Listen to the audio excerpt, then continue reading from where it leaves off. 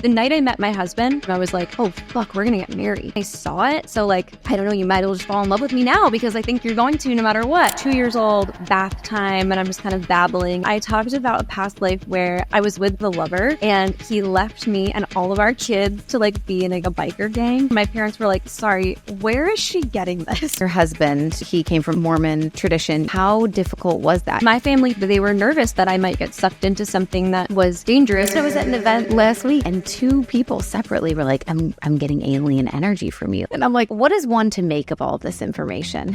I would actually love to dive into your energy if you're feeling ready to receive a little bit. Let's do it. You have so much to share. Sooner than later, you're going to be at a crossroads where you're going to realize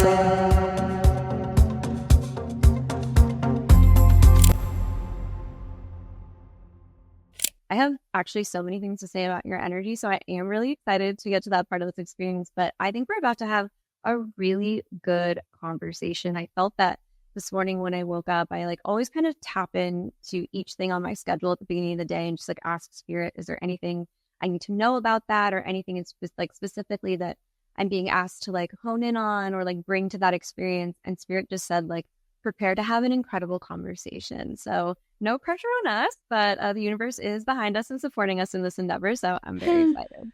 I love that. Oh my God, I'm really excited. I know. I feel like we're going to vibe really well.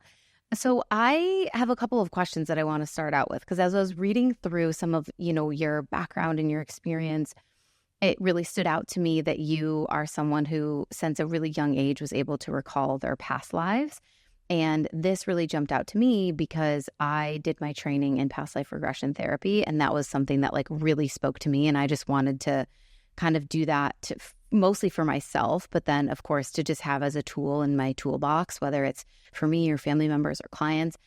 So I am enthralled with this idea of past lives. So I was like, oh, I have to ask her about what it was like. And maybe, I don't know, I know those memories kind of like fade as we get older, but I'm just so curious what it was like being a child that had, memories of their past lives and what those were, and kind of maybe like what that was like for your parents. Like, do they remember that time? Like, what were they thinking? Was that totally new to them? Or were they like really spiritually versed people that were just like, oh yeah, the veil is thin when they're little? Or like, were they like, what the fuck? Yeah, I think it's so funny you bring up my parents because I think their reaction to that experience with me is probably like what I hold on to the most, because we didn't like have TV. I was talking about this from a very, very early age. Like I'm talking 2 years old, bath time, and I'm just kind of babbling. And my parents were like, sorry, what did she just say?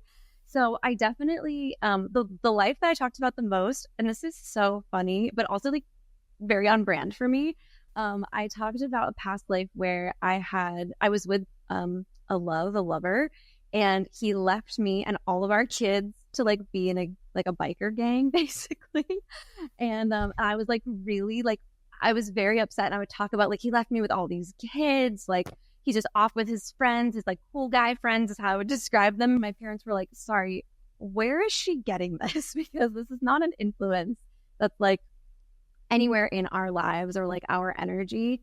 And to be honest, it wasn't so much the past life experiences that I think were like difficult for me to reconcile, but it was more like the constant channeling of other energies and like their experiences that would kind of get me, I don't want to say into trouble, but would kind of get me noticed at school in a way that was concerned. Like they were kind of like, why is she writing these things? Like, where is this coming from?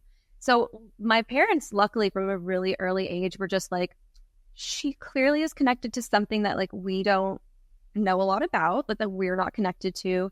And my dad, bless him, he's like not a very spiritual person, was just like, we actually had this conversation recently, and he said, I just assume that you're more evolved than I am. Like I just assume that your spirit is more evolved than mine, that you like understand these things and have this language that I just don't have.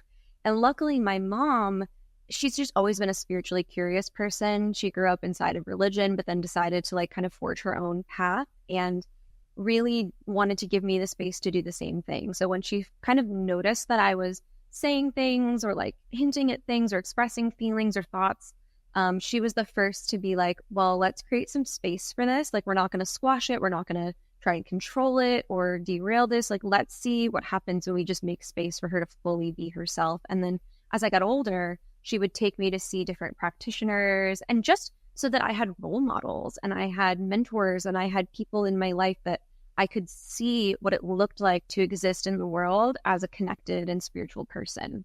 So I always tell people I feel that my story is a little bit unique, and I feel really fortunate that I've had the opportunity to like know myself as deeply as possible without the interruption of the world. Like, I'm not someone that's had to rediscover my abilities. I'm someone that's been able to stay connected to them since early life. And it's honestly something I hold so much gratitude around. I talk about it on pretty much every show I go on, because I think it's important for people to hear, especially parents, to hear if you have a child that is expressing spiritual connectivity or past life like remembrance or any sort of like spiritual gift, to just like create some space for that. Like, hold space, ask questions, see if you can find like role models or resources or tools. Like, even if you're just buying kids little crystals, like things that will just help them stay connected to that part of themselves, because it's so invaluable. It's like the reason that I was able to build a business and like my dream life in my 20s rather than like my 30s or 40s or beyond, because I just didn't have to kind of go through the process of finding all of that in myself again. Does that make sense? Yeah. Yeah.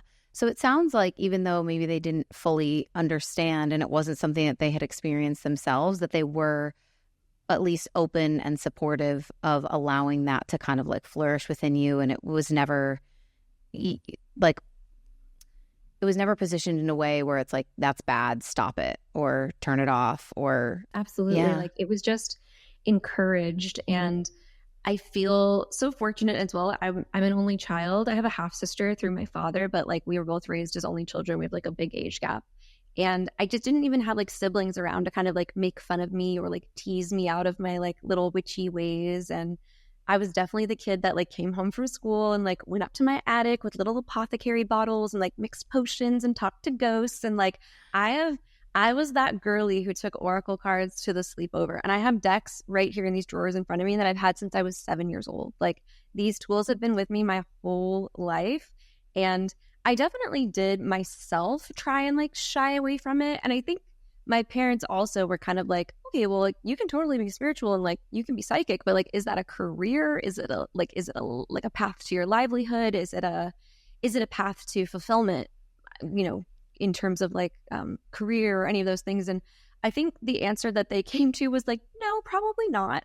And they invested heavily in my education and tried to give me all of the best opportunities and experiences. And Spirit just knows, like Spirit knows who it is calling forward. Spirit like will not allow anything to stand in its way. And so after college, when all of my peers were like applying to be Fulbright scholars and like go to, master's programs, I was like, I think I'm gonna just like be a psychic. And they were like, okay, like just wanting the best for me. Like they've always wanted to, I think like any good parents, like want to protect me from, difficult outcomes to my choices or like difficult consequences to my actions. And I feel so grateful every day that I've had so much faith in me that like whether or not they thought being a psychic was, the path of success, they knew that I would find my way to success. They believed in me as a person. And I think that's the most important thing, is like seeing your child for who they are as a person. And I say this not as a parent. I'm not a parent. I don't plan to be a parent. I think I have enough responsibility on my plate just being me and like taking care of myself. But I also recognize like all of these things that really supported me in being who I am. And I have so much compassion for people who didn't receive that, which is why, as a person, I think my vibe is a little more like edgy. I am kind of sarcastic. I make lots of jokes. But in the space of clienthood, like where I hold space in my practitionership, I really like, I'm here to be everyone's mom. Like I'm here to be everyone's sister, just holding so much space and compassion and allowing that space that they never received when they were younger to kind of explore themselves and understand themselves in a spiritual context and as a spiritual being. And my friends kind of always say, like, when they hear my work or my podcast or anything, they're like, you sound really different. And I'm like, yeah, I don't really have to do this for you. And when I do, I can do it in a different way because we already have a relationship. But just like holding that space of compassion and creating room for people to discover themselves is so important and so vital, whether you receive it in childhood or whether you receive it in adulthood. And I think you can probably relate to that as well, just like holding people's dreams and helping them connect to the actualization of those dreams. It's the same thing in a lot of ways. Yeah. Yeah. I get asked a lot about, my path to success, and especially when I graduated college and I decided to decline my corporate job offers and move to Spain for a guy that I'd met on a dating app because I felt really called and I just felt like that was where I was meant to be. And it was, again, like a self-trust thing, and my parents not really understanding it, of course, wanting to protect me, not really seeing how that was going to add up to me, living a safe, financially secure, fulfilled life, having a great career. Like the dots didn't align for them, but they also trusted me as an individual. They knew, okay, she's not dumb. Like, she's very intelligent. She's really smart. She's always been super independent. Like, she knows what she wants. She always has. I was the kid that, like, when it was time to go to school, my mom's a mess. I'm her last kid going off. And I just walked in and didn't even say goodbye. She said that I waved to her with my arm behind me. Like, see you later. See you later. Off I go. So, it always just that kind of just that aligns with who I was as a person and my energy. But I'm curious because I get asked a lot, how did you trust yourself enough to not care about the opinions of other people, or to not overthink and worry yourself about, like, is this the right choice? Is this dumb? You just met this guy. Moving to a foreign country, you're not going to make very much money. You're abandoning your career. Your parents just invested a lot in helping you get this amazing degree, like at a great school. Like, how did you not let that noise take over the decision-making process? And it's interesting looking back, because I was obviously a lot younger at the time. And I'm just like, I think I've always just kind of had that like sacral authority, that like sacral knowing of, I just knew that it's what I wanted. And so I didn't really, obviously you want people to be supportive of your decisions. And I wanted it to make sense to everybody. But even though it didn't, it wasn't going to stop me. And I don't know, maybe that's like a toxic trait of mine where I'm like, I don't really need your opinion because I already know what I'm going to do. So I'm going to do it anyways, regardless of whether you care or not. I even had like an ex-boyfriend at one time that was like, when I went away to school, we were at separate schools, and he started getting like really jealous about certain things of like, why are you wearing that crop top? And you're going to fraternity parties and all the guys are going to want to flirt with you and blah, blah, blah. And my response was always, you can either get over it or we can break up. Like, I was never like, oh, maybe I should like change myself, or like me.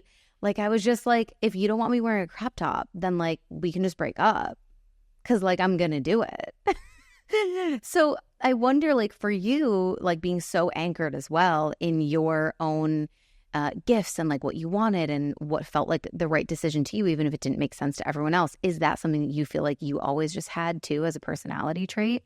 Or I don't know, where does that come from, do you think?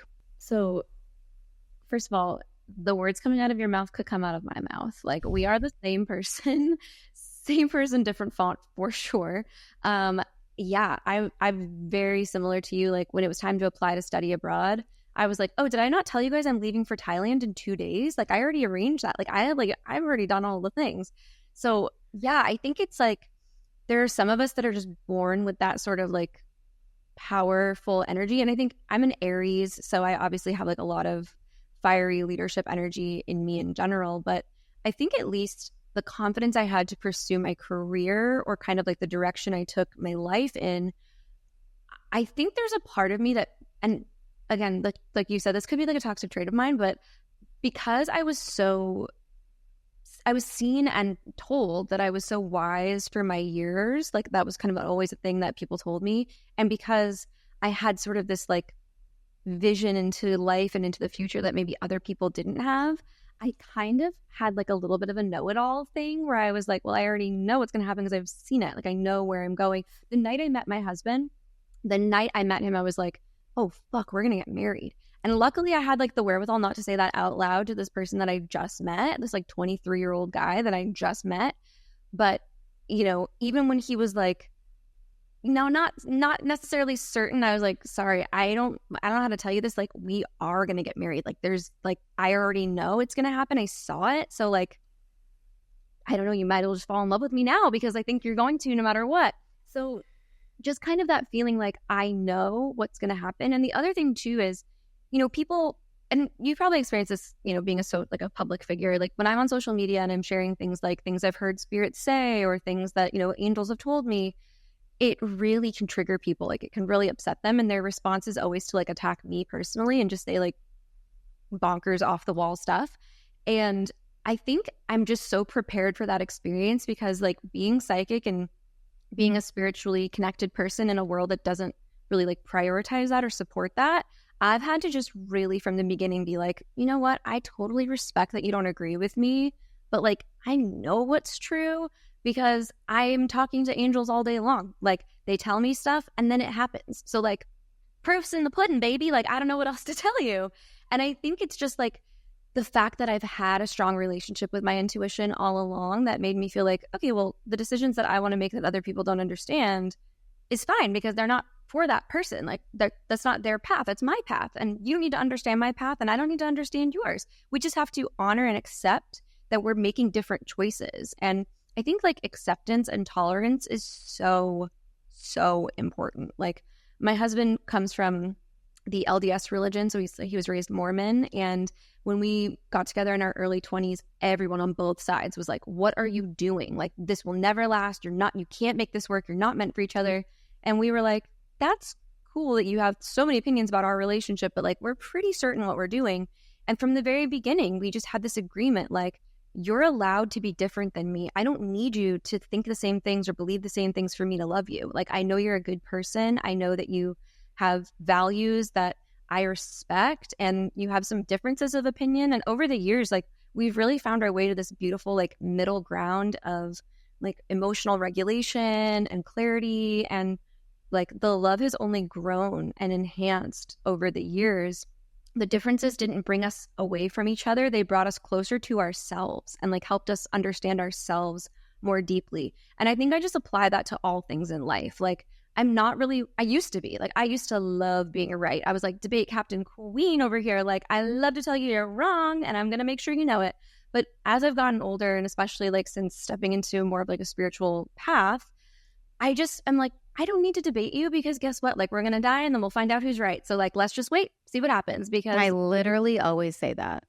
Yeah. That's like what's the point? my main spiritual belief is like, I don't really care what you believe or what I believe because we're all just pretending to think that we know what's right. Like no one actually knows. The only people that know are dead. So by the time we figure it out, we're also going to be dead. The only thing that really matters to me when it comes to spiritual beliefs is like, is what you're choosing to believe making your time on earth more enjoyable, more powerful, more full of love, more full of service, Like that's it. It's like if I choose to believe in God and angels and spirit guides and crystals and, the ancient Egyptian gods and goddesses and whatever else I believe and I hold space for, as long as it's helping me feel more anchored in like knowing who I am and giving me the faith to be able to take risks and walk in purpose and build like a bigger, more beautiful life because I feel like I have this safety net, because I have this faith, I have this belief holding me, walking beside me, then that's all that matters. Because by the time I die and I find out all the things I was right about and all the things that I was probably wrong about, it's going to be neither here nor there. It's only going to matter that the way I lived on earth was the best that I possibly could. And I think that I need certain spiritual beliefs to be able to hold me up and help me walk in that journey of faith and risk taking and creating a big, beautiful life. So that's so funny. I'm like, we're all going to find out when we die. So well, I think I'll see you there. Yes, exactly. I think the way that I love what you just said. And I think what I'm really hearing from you is like, you've discovered how you can best utilize energy and you just shift your mind. Like you focus your thoughts and your like energetic trajectory on the thoughts and the beliefs that align you with the future that you see for yourself. And like, I really identify that in you. And again, I'm very excited to dive into the reading on you because like I have a lot of things to say and they're all really good, which is, I love that for you. Yeah, I know it's like me. But I definitely identify with that as well. Like this idea that your beliefs are the way that you utilize energy and the way that you sort of control the flow of energy through you and also like around you. And I really feel that in you and I see that in you, that like your thoughts and your mindset and sort of the beliefs that you hold about yourself, about the world, about like the place that those two things meet energetically and sort of like atomically almost, like really bends the will of the universe like in your favor, which is all I want people to know how to do. Like I want to teach everyone how to do that because it's magical. And like look what happens when you do it. Yeah. Like look where you are. Like look at the things that you've created for yourself, and like through authenticity, through the expression of your unique and true self, you've like bent energy to make room for you to like walk forward into your destiny. And like I just think that's the coolest thing ever. Yeah. Yeah. Oh my God. I think, okay, so I have a couple of questions. I want to circle back to you and your husband. You mentioned that he came from LDS and Mormon tradition. You're obviously very spiritual, which is not something that is, very going to be accepted in Mormon traditions. How challenging was it? Obviously, you said it wasn't challenging for you guys because you are both seemingly open-minded people. It helped you come closer together. Maybe you learned things from him. He learned things from you. You found this middle ground. But with the other people, like maybe his family or your family, how difficult was that? Does he still identify with the Mormon religion? How does that show up in your lives? And if that's like too much of a personal question, I totally understand. But I'm like so enthralled with the intersection of religion and spirituality because I'm assuming as you are very like, I'm an open person and I'm like, oh, that's cool that you believe that. How does that fit like with what I believe? But obviously a lot of other people are operating in more black and whites of like, with what I believe, you're not allowed, or you're bad, or you are devil worshiping, or right. There's a lot of other extreme beliefs that might pop up. What was that kind of experience like trying to meld your two families? Totally. Talking about my husband is my favorite subject, so I'm like happy to talk about him all day long. We're actually a week away from our 8-year wedding anniversary. We've been together for 10 years, and I really believe that we pre-design our life experiences to a degree. Obviously, there's things in life that we still have to navigate and that we have to like use our free will to make choices around, but I genuinely, truly believe that like we chose to come back to life just to have another opportunity to spend time like this together. Like we found each other early. I believe we have a beautiful long life ahead of us. And like, we're just here to enjoy each other, which is part of why we're like, no kids this time around, right? Like, let's skip them this time. And I think because we made those choices pre-life, we also created circumstances for ourselves that would really support our decision to be together again in this lifetime. So his family is actually incredibly loving and supportive. And, he comes from a religion that's really, really strict. So it would make perfect sense that they would not like me or not support our relationship or not be on board. And his entire family is so loving, so accepting. All they ever have said was, just remember, you marry who you date. Like when we were first dating and they found out I wasn't a member, because I'm his first non-member partner, like member of the church. And so they were like, just remember, you marry who you date. And he was like, that's the plan. So we have really been able to navigate this beautifully. And I think in all the ways that he could have anticipated that I might have experienced difficulty, he really tried to step in and say like, hey, no one's going to ask her if she's going to convert. Like, no one's going to ask those questions. No one's going to like put that on her. That's not my expectation of her. And I don't need it to be your expectation. We have a rule in our marriage: your people, your problem. So it's like, if there's something going on with like your family, like you better handle that. Like you better go over there and handle that. And same thing for me. If there's something going on with my family, I'm going to take every step that I need to make sure that that's rectified. And, with my family too, they were nervous. They see that religion, or used to see that religion, as kind of cultish. And they were nervous that I might get sucked into something that was dangerous. But again, they trusted me and knew that I know myself. And over the years, even like before we got married and just those 2 years that we were dating, his family fell in love with me, my family fell in love with him, and we genuinely have so much support. And I know for a fact that if anyone tried to say anything or disparage either one of us, that either side of our family would step forward and correct that right away. And I think we just chose that for ourselves, but also like we are both very determined people. And so our family knows like, if you don't support us, like you're probably not going to be a part of our lives. And it's more important to them to be in our lives than to not be. So I think that's part of like being a strong-willed human being and like setting boundaries. Like we're both people that are really good at setting boundaries, and we're open to taking in thoughts or opinions, but they're never going to be more important than our collective perspective on our relationship. He has since become inactive. He's no longer a member. And I've had a lot of people say, oh my gosh, you must be so happy. Like, oh, this is probably what you've been waiting for. And I'm always like, no. He can be whoever he wants to be. If he wanted to go back tomorrow, he can go back tomorrow. Like, I know his heart and I know his soul and I know that he's an amazing person, and his path to self-discovery is not mine to design. Like, he can be whoever he wants to be, and I think that I can love whoever he chooses to be. But the idea that people thought that I would be happier or that I would like celebrate that he walked away from, the foundation of his entire life, I think was just so insulting. And also, I don't really like when people assume that like he's really stylish and people are like, oh, do you dress him? Like, nope, he just has great taste. Like, why would we discredit this amazing human being and just assume that anything great about him is like my doing? Like, anything that he decides to be, I support.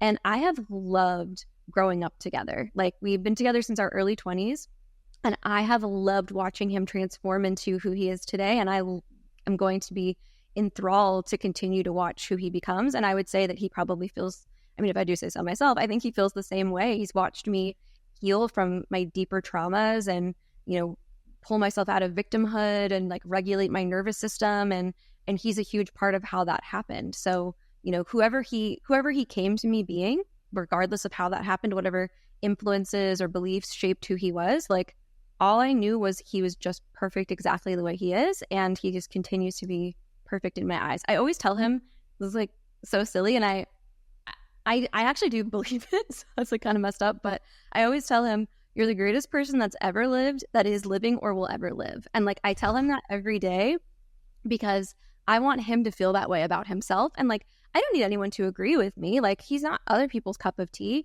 but he's my cup of tea. And like, my opinion is that he's the greatest human of all time. And I think he's amazing. And I think everyone deserves to have someone in their corner that cheers them on and like makes them feel that way about themselves. And I can genuinely say it's returned.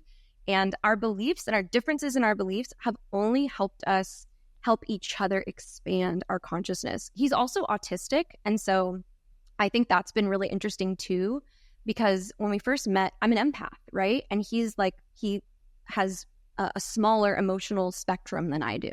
So I would have a lot of feelings and he would be like, I don't understand the feelings you're feeling. Like, I don't get them. And he taught me that I don't need someone to identify with my feelings or feel my feelings with me for me to feel loved or supported or understood. So we've just helped each other grow. And luckily our families have seen that, and they both know that we've made each other better and they love us for that. So we're so blessed in that, but also like we chose that and we protected it and we built boundaries around it, and we built like walls of love, right? Like, hey, I love that you care enough to share how you feel. Thank you so much. I'm not going to take that on, but I appreciate that you feel like you can be honest with me about how you feel and that you care about me so deeply and you care about us so deeply. Thank you for that input. Thank you for that perspective. I'm not going to adopt it, but I appreciate it. And, we've worked hard to like protect what we've made, and we'll keep doing that. Yeah, I think there's something really special about growing with a partner over time.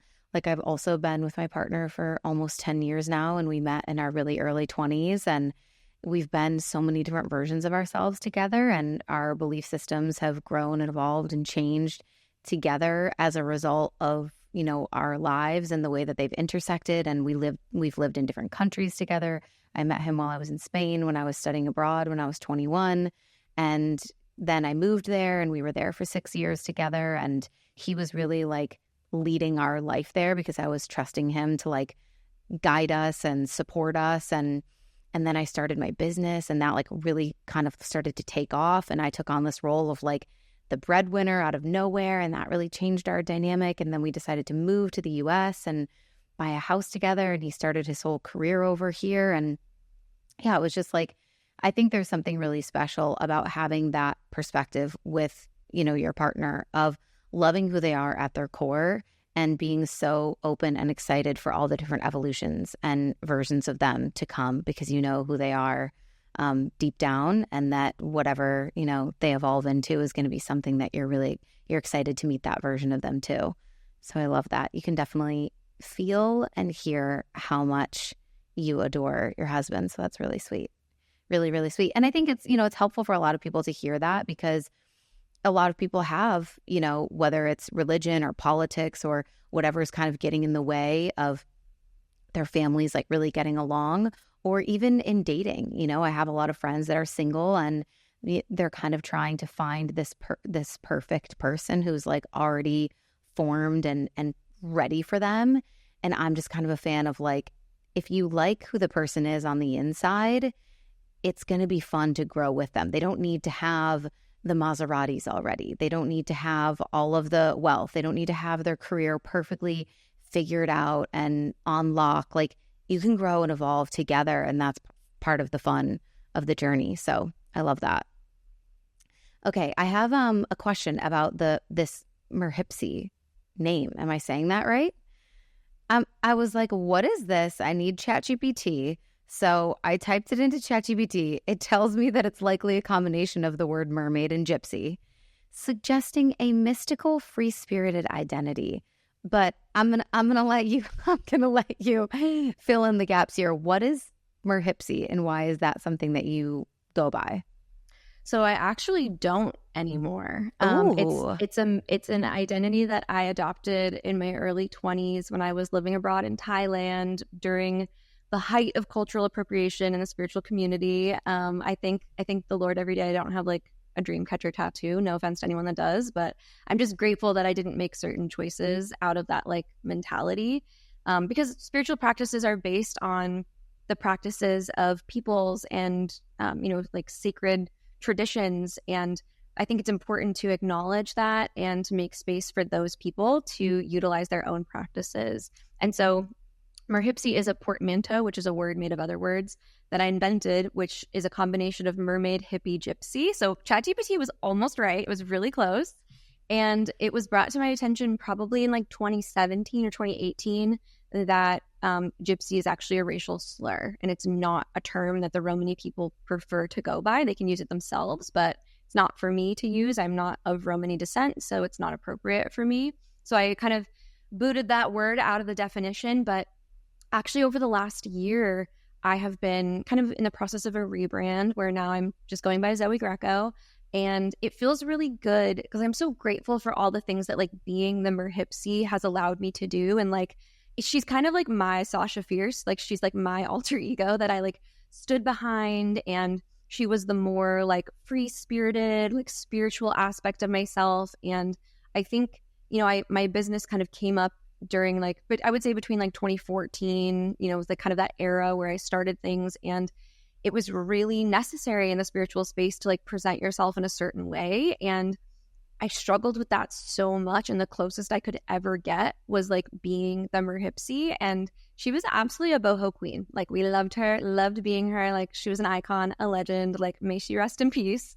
But I'm just really excited to step into an era where I'm actually like going by my own name, identifying under my own energy, because I've really been doing a lot of deep inner work over the last couple of years. And the thing that I've come to is that I didn't come here to be the Merhipsi. I came here to be Zoey.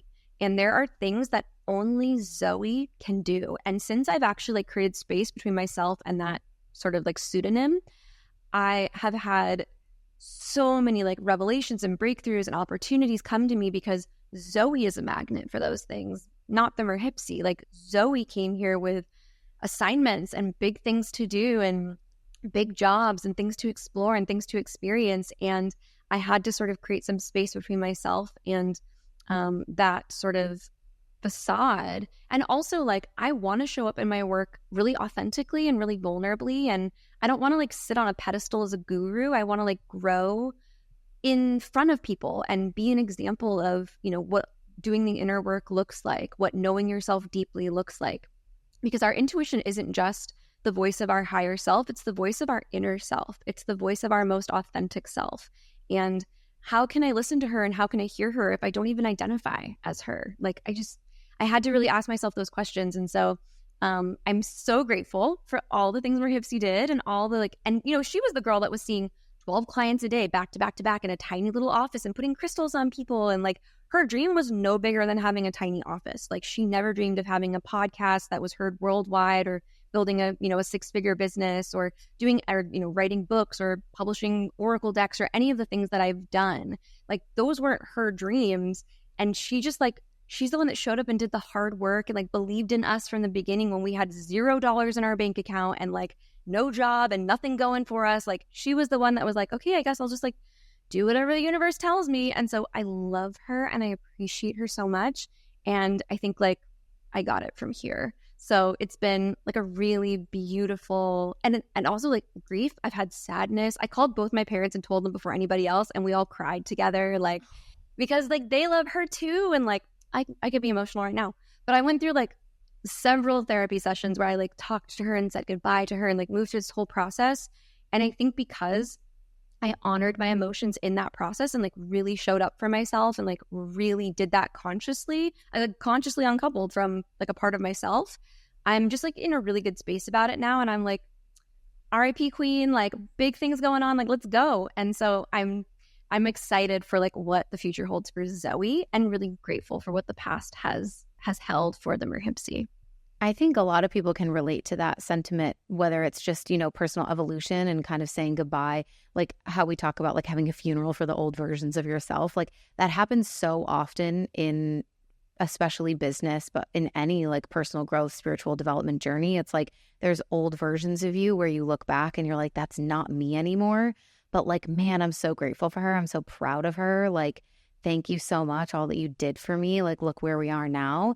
And it is really beautiful to be able to get to consciously kind of step forward from that and step into a new identity and choose something new. And I think anyone who's listening that's a business owner, I'm sure you've made certain pivots or you've wanted to change your name or the way that you've branded yourself, or maybe you even feel empowered listening to this to really take on the, you know, the personal brand, like your actual name.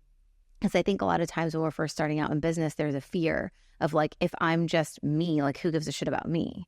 You know, like if I'm just like my name, like who cares about that? Like I'm nobody, you know? But then there's this like beautiful kind of like reclamation that happens as you like grow and you get more confident and you build and you're just like, no, I want to be known as me and I just want to be me. So I love that for you so much. I'm really glad I asked that question.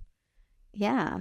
Okay. So, this is something weird about me. I've never had deja vu. So I don't like, I understand when people explain to me what that might be like, but I've never experienced it. So I don't really know what the sensation is. And so I've had conversations with some of my other like spiritual friends, like, what do you think this means? Why have I never had deja vu? And I don't know, there's been like a couple of other like interesting things that have happened for me throughout my life. When I was 12, I traveled with my mom and my grandma to this place called Lilydale. It's in New York. It's like a famous community of psychics and mediums. And I had a reading with a medium and she was like telling my mom, like, your daughter's really psychic. Like, you should get her these books. Like, you should help her. But I never really like did anything with it. And then I had a reading a couple of years ago with this woman who connects to spirit guides.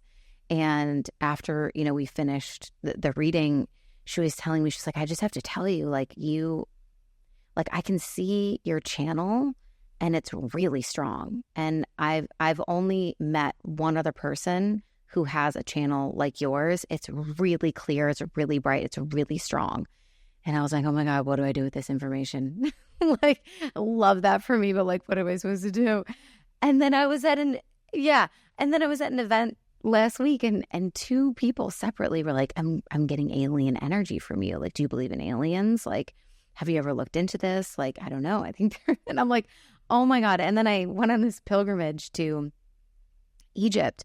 It was really beautiful. It was like an 11-day like sacred pilgrimage through all of the sites. We were able to do private ceremonies and all of the like the Great Pyramid of Giza, and we went to the Sphinx and into these temples, and we were so lucky and fortunate to be able to experience them just alone in this really special group. And I had like some intense experiences there and kind of like paranormal-y stuff, connecting with goddesses. So anyway, I'm just like, okay, what is one to make of all this information? Absolutely. And not that you're supposed to have all the answers, but I just thought it would be fun to get your perspective on what you think about this. You know, I think your query about deja vu is so interesting, because I think that deja vu is something that people who are clairvoyant specifically experience the most, because they've kind of seen it in their mind's eye already, and then they just like catch up to the moment in reality where it's occurring, and they're like, oh, didn't I do this already? So, and I don't personally experience you as clairvoyant. I actually experience you as claircognizant and also potentially clairsentient, like a combination thereof, which wouldn't surprise me because we're very resonant energetically. Like we're, like I said, same person, different font. And those are also my primary gifts. And so just to kind of backtrack and explain that a little bit, clairvoyance is psychic sight. Clairsentience is psychic feeling. So it can be used interchangeably with like clairempathy, which is where you like, feel other people's feelings, or like feel things, like you just have a sense of things, either like a physical sense, like you're very connected to your sacral authority, like if you can feel it in your gut, like a gut sense. And claircognizance is like a knowing. You just know. You don't have a reason. You don't have to like be able to explain it to anybody. You don't even want to take the time to try and explain it to anybody. You're like, you're just slowing me down. I already know what I need to do. I'm going to do it. And that typically doesn't come with deja vu. So it actually doesn't surprise me that you've never experienced deja vu, because it's just like not on brand for you. It's not your thing. And so like, don't worry about it. It's not for you to worry about. Now, in terms of like the sense of you as like a channel and the connectivity, yeah. And I think this might even be a great time for us to kind of talk a little bit about your energy if you're open to it, because I completely agree with what you've heard. You are a super strong channel. And so just to kind of give you a little bit of an understanding of what I'm about to say to you, I identify with emotions. Like I'm clairsentient, clairempathetic. And so like I will feel your feelings, not just your emotions, but like your frequency, like the frequency of who you are as a person. And it shows up to me as colors, which I then like identify in your aura. And just for anyone listening, I don't necessarily like physically see it. Like I'm not looking at you on camera and going, oh, I see red over here and whatever. It's more like as I tap into your energy, it just appears in my consciousness. Like I can just see it inside my own head. And so I just want to say for anyone out there who's like, I can't see auras. Just because you can't see them with your physical eyes doesn't mean you can't see auras. There's no right or wrong way to perceive an aura. But when I read auras, I typically tap into two different layers of your sense of self, one being circumstantial. So like what's showing up in your energy that's showing us who you are in this moment, and what's showing up in your energy authentically that tells me more about like who you are, who you came here to be, like who is Samantha. Like, I don't know if you want to go by Samantha, but I like to go by your full name when I'm doing a reading. And like, who is Samantha? Like, who was she here? Like, who was she created to come here and be? And so there's a lot showing up in both levels of your energy, and your connection to sort of like galactic energy doesn't surprise me at all. I think a lot of times when we come here with like determination, and especially those who come here to like use their voice, step into a position of leadership, especially at like this very like delicate and particular time in humanity, it's because you've been given like an assignment where there's like the Earth isn't the most evolved planet in the entire universe. I think we would love to think that, but it's giving like 12-year-old boy, like a little like yeah, like kind of like cocky without like a lot of reason, you know what I mean? And so like we're very like pubescent, like as a planet, we're very pubescent, and we're about to go through puberty. Like we're about to birth into the new Earth, and everyone's like feeling the tension. We're seeing it politically. We're seeing it like emotionally. We're seeing it economically. We're seeing it everywhere on the planet. We're seeing it, environmentally. There's a huge shift that's happening for us. And there's no mistake that you are here during this particular time as a voice of authority for a reason. So I'm not surprised that you connect to sort of the more like galactic side of things, which is very often associated with Egypt, which also is a place that from early childhood I've been obsessed with. I think it might be like a millennial thing. I feel like we were all just like, they pulled their brains out their noses. Like what? Like it just, there's something very like there's like a fascination, like a perversion almost, that we're like, what is this place? And I think it's like kind of pervasive throughout like our age group. But I definitely can see that there's like a connection to that sort of like larger galactic kind of like, there's a job like you like, it's almost like if you were to think about like an organization where they're like, hey, here's your assignment. You're a secret agent. You're going down to the earth to like help people understand things more clearly. And so when you're in sacred spaces or when like there's an invitation to reflect on that type of energy, you might feel a sort of like, yeah, that's familiar. Like, yeah, like there's something here for me. Like there's something in me that resonates with that frequency. It's almost like if you were to hum, it would match the frequency of like that energy and that experience. So I know that's a lot to say, but I would actually love to dive into your energy if you're feeling ready to receive a little bit. Yeah, I'm loving this. Let's do it. Cool. So I'm obsessed with you. Your energy is amazing. And I feel like, again, like so much resonance. What is your human design? I'm a manifesting generator, 5-1. With sacral authority. Yeah. I'm a generator, 5-1 sacral authority. So it's wow. Okay, yeah. Makes sense. Yes, exactly. That's why because you mentioned your sacral authority before, and I was like, sister, me too. Yeah. So tuning into your energy, actually the very, very, very first color that comes through is a very deep red. And it's like leaning into sort of almost like a burgundy, which shows me that there's a lot of blue and a lot of purple present in this energy as well. But it presents as red. So let me explain. Let me backtrack.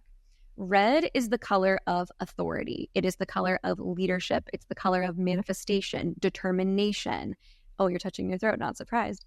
There's definitely, it's the color of like authority and leadership. Like you're meant to be in the front of the group. Like, and I think the thing that's so beautiful about you is that you have really been able to strike this balance between being a leader and being a companion. And nobody wants to like follow a leader that's full of themselves, but you operate out of so much humility and gratitude. Like you're grateful to be who you are. You're grateful for what you've created, but you also are like, and I created it. Like I didn't do it alone. Obviously the universe is behind me and like supporting me, but I listened to the nudges. I made these choices. Like I executed these action steps. I implemented the guidance. Like I did this.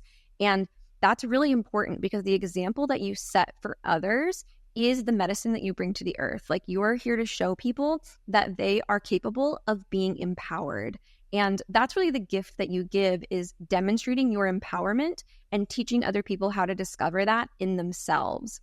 Now, the blue that we see that's kind of in that burgundy, that is the throat. That's the expression. You are here. Like there's no mistake that there is a microphone in front of your face right now. Like there's no mistake that you're over 1 million downloads. There's no mistake that you are in this like space of spotlight, because you are here almost like your whole head is a megaphone and you're just supposed to like project your message of authority and empowerment out into the world. And it's meant to be heard. But circumstantially, we're also seeing a lot of blue in your field, which lets us know that like you're not done by a long shot. This is not your only podcast. This is not your only platform. This is not your only thing you're going to be doing, being on stages, writing books, like forms of expression. You have so much to share. And the other thing that's going to be really interesting for you, I think, is like sooner than later, you're going to be at a crossroads where you're going to realize like there's two different types of people that you can serve, and you're going to have to be really discerning about like where you want. Like, feel this in my throat. I can like feel it in my chest as we're talking about it. You're going to have to be really selective and discerning about where you want to place empowerment and like who you want to bestow with the gift of empowerment, because that person will then take that empowerment and use it as they please. So using your discernment to decide, like, do I trust this person to use this gift of power and authority with love, with compassion, with service, with gratitude, with humility, like with integrity? Do I trust that this person, because here's the thing is, like, you could be working with the biggest billionaires in the world, or you could be working with different people who want to become billionaires and want to use those resources differently than maybe like existing billionaires. So there's definitely like this crossroads that you're going to be coming to in the next couple of years, and it's going to feel really natural and really easy. Like, the only reason Spirit's even bringing it up right now is to sort of be like, hey, when you come to this moment, just remember we talked about it, and like we already made you aware of what's going to happen. But that megaphone is only going to keep getting louder. And the other thing that's going to be happening a lot, I feel, for you is like deep, intimate collaboration, like really diving into collaboration in kind of a different way or a new way, where you're using your gift of empowerment to like uplift the voices of other people as well, and being really selective about like whose voices you want to bring a megaphone to, and like whose missions and whose like divine purpose you want to support in like uplifting. Being at the center and being on stage is natural for you, but there's going to be a time where for you, it's like, I kind of want to take a step back, and I don't really want to like be the one in front of the microphone. I want to like uplift others who I know also have something important to say. And you're never going to be able to get away from the spotlight, but you'll be able to take like bigger breaks from it, where you're showing up doing these big, amazing things that will like last people, you know, a couple months. Then you can go back to like your beautiful, peaceful, quiet existence. Like, you need a garden for sure, lots of travel, like intimate time with your partner, like your relationships, your personal life is really, really, really important to you. And you've found a way to like maintain both things really beautifully to this point in your life. And there's going to be different ways that you balance those things in the future, because they're both going to grow. And so it's like, you're going to have to find different ways to like manage those opposing forces. And I actually shouldn't call them opposing forces. They're complementary pieces of your human journey, and you're choosing them both consciously. Your personal life, you're choosing with a lot of discernment and consciousness. Your professional life, you're choosing with a lot of discernment and consciousness. And that's where the purple in your field comes into play, that purple that's kind of creating that burgundy. You are a channel, and the things that you teach, the things that you say, you just know them, and you don't know how you know them. You don't know where they come from. And you know them innately, almost like you're reading from a book in your mind that you wrote in your past lives. So like the fact that you were drawn to like past life regression makes perfect sense to me. Like the Akasha, like the Akashic records, like definitely something that you have the ability to tap into on behalf of others, on behalf of yourself. But that ability to like keep that flow of energy, you've mastered this thing almost like sort of by accident.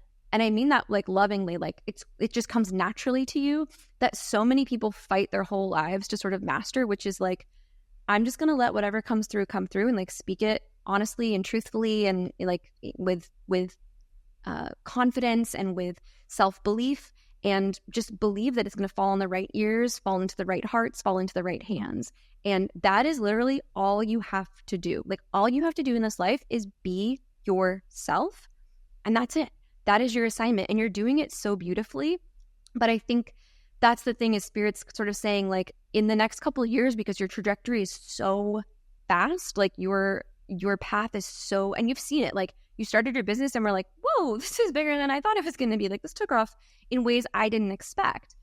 The same is true for the rest of your life. Like, your growth is just exponential. And so making really conscious choices about like how you balance the personal and the professional, how you create space for each of those things, how you find like a marriage between the two, how you decide to be a leader, the things you decide to talk about.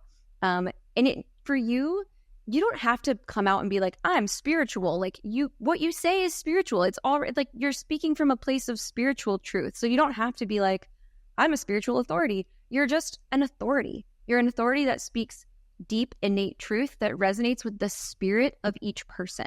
Like, oh, there you go, universe. Yeah, like you resonate with the spirit of each person. And that's what you're here to do, is resonate with spirits and help people discover a space of empowerment.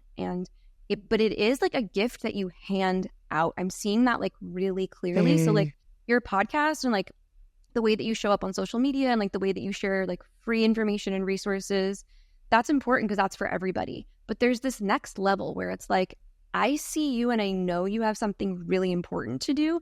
Here, take this thing that I'm really good at. Like, here, let me uplift you. So that could be like creating your own network. That could be a lot of different things. But like, when I say that, it's like, yeah, like there's something on that level where it's like you're making choices about who to shine a spotlight on, like who to share that spotlight with, and how you can bless others with what you've created and what you've discovered in yourself. And also, like, one of the things I see for you a lot in the future is relaxation, like deep, intimate time with people that you love, like making a lot of beautiful money so that you can be generous with that money and like uplift others, but also so that you can like take space and really just enjoy being Samantha, because like that is who you came here to be. And she's amazing, and she's a powerhouse, and she's a boss, and she's a baddie. And also, like, she's soft, and she's loving, and she's tender, and she's emotional, and she's like really loving and caring. And all you want to do is like be with your people and eat good food and have a nice time. Like, that's what you're here to do. And so like creating space for that as well is actually like going to be coming to the forefront for you, because all the other things are going to start to run a little bit more automatically.